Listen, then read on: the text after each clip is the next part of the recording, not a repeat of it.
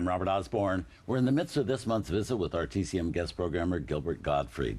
He's a comedian with one of the most recognizable voices in show business.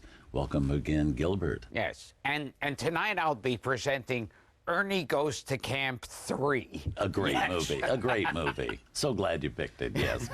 Now, the next movie Gilbert has actually chosen for us is a actually grim and quite emotional drama from Columbia Pictures in 1968, starring Burt Lancaster and called The Swimmer. Now, this is really an unusual choice for you, from my standpoint. Why did you pick it? This was a movie I was just watching TV late at night years ago. And it's one of those, like, treats that you get. Like, this, I never heard of this before then.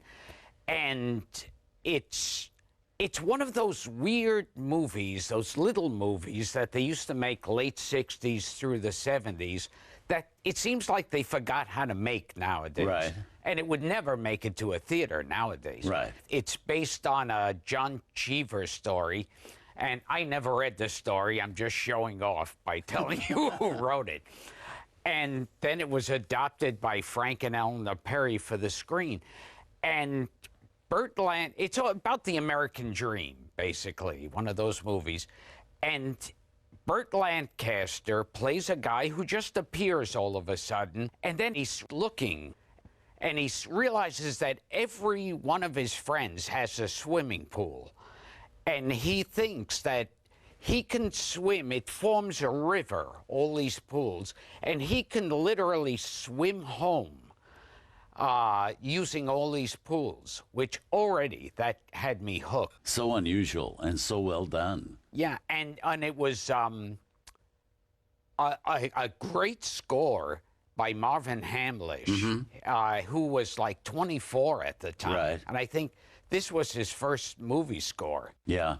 And you're right. Nobody would ever make this movie today. They'd never get a green light on it at all. Yeah, and if they made a movie like this nowadays, you'd look at it and it would be so self-consciously strange and hip.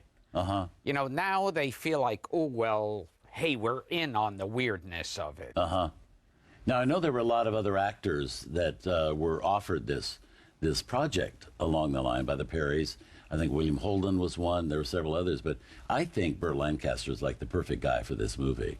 He seemed to fit it so well. It's funny, because a lot of critics criticized him. They thought he was too virile for the part and too handsome and too much of a leading man. I thought he was great in the part. I did too.